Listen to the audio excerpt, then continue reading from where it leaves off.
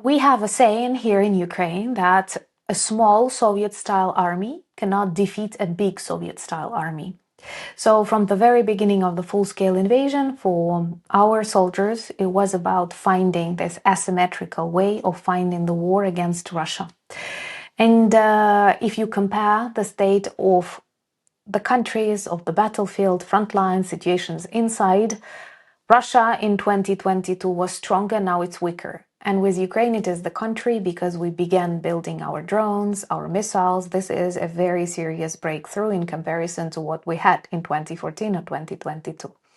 And it is very much about innovation. We also keep in mind lives of our people. We care about that because the price Russia pays for some burnt meters of the Ukrainian territory is enormous.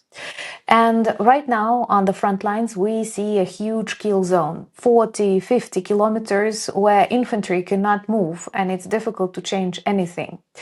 This is why Putin continues terrorizing cities, hoping that we will go out on protest, demanding to surrender, not knowing Ukrainians at all.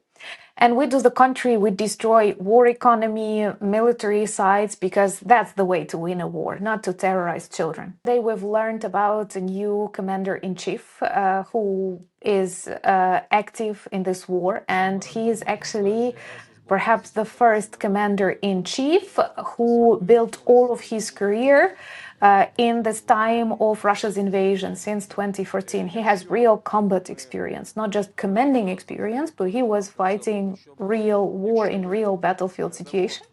And he has a great support of not just Ukrainian civilians, but also of the Ukrainian military, which is very important. General Mykhailo Drapatyi is quite young, he's 43. And he's very open to change and innovate. And he's respectful to a lot of people who came to this army with ideas. Because what many forget is that the backbone of the Ukrainian army is not professional soldiers, but people who volunteered to join it in 2022. And the majority of them did not have army training. Army training was not popular in Ukraine, again, because it was very Soviet style. But when the mission was to save the country, they joined. And they want some changes and they have some ideas. And it's important to listen to them. This change is very good because he has a valid and very long military experience, but at the same time, he is of that new generation. He lived in a country that was already independent. He's not intoxicated with Soviet doctrine. He did not train together on those grounds with some Russian generals who now fight against him. And this change frightens Russian commanders very much because Putin keeps old people around him. Putin keeps old friends around him. And they are losing the grasp. They do not understand what is happening on the front lines. It's very difficult for them to accept different kinds of drones, AI, all these new things. And this is the 21st century warfare. That is why when I see these messages in Russian Telegram channels, they are terrified that we have these changes and we keep optimizing our army and they remain the same, but they continue lying to Putin, telling him new settlements were captured. They even have this term in advance, to occupy something in advance, so they did not get the settlement, but they reported about getting it, and then President Zelensky records a video on the ground destroying the myths. And the population of Russia, they see it's a big problem. They see that they are lied to. And this is a classical trap of all dictatorships. They want people to please them. They keep pleasing them, and then important changes and reforms aren't made. And in Ukraine, we care about human life. We try to substitute soldiers with robots. Okay, it's impossible 100%, but we are working on that. We are improving.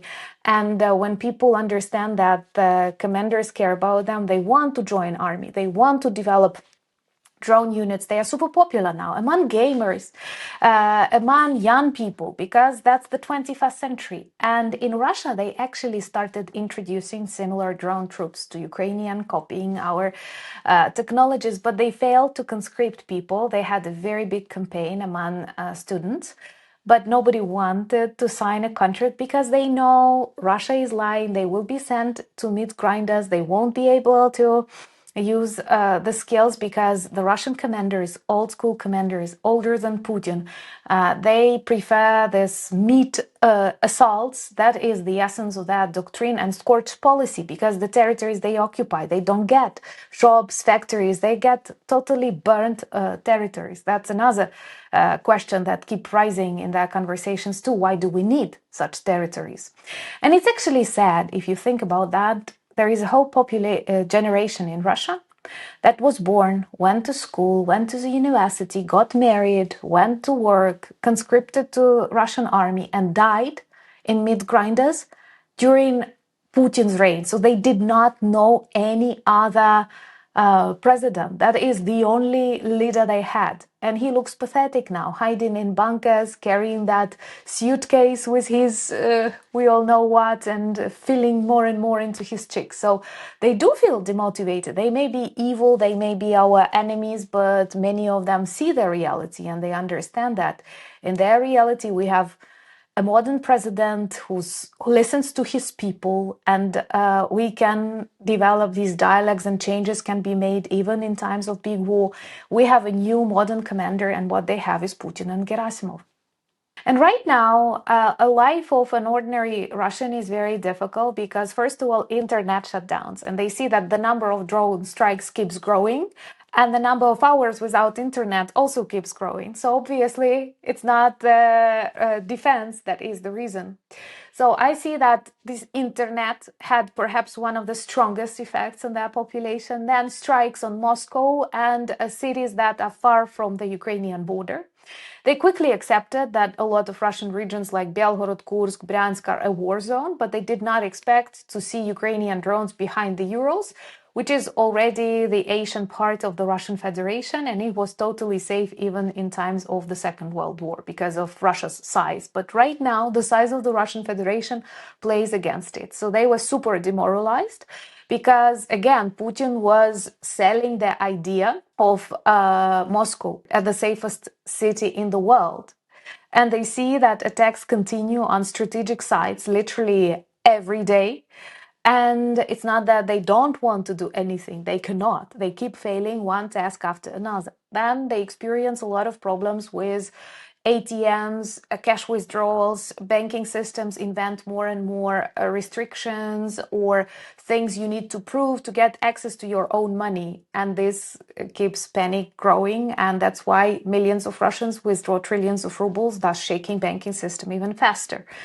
And two big fears are in the air. Number one is that their deposits and assets in banks will be frozen. That's because the Kremlin needs money on war, and some deputies in their parliament already offer such solutions. And second, the general conscription that may come in autumn after the elections. And there are some signs of preparation, like they prepare to close borders with Kazakhstan, Belarus. They started changing law on mobilization, and people sense this. So altogether, it is an extremely nervous moment, and Putin's approval ratings keep falling, so that even their sociology groups changed the terms, how they question people. Previously, they made phone calls, and now they show up in person.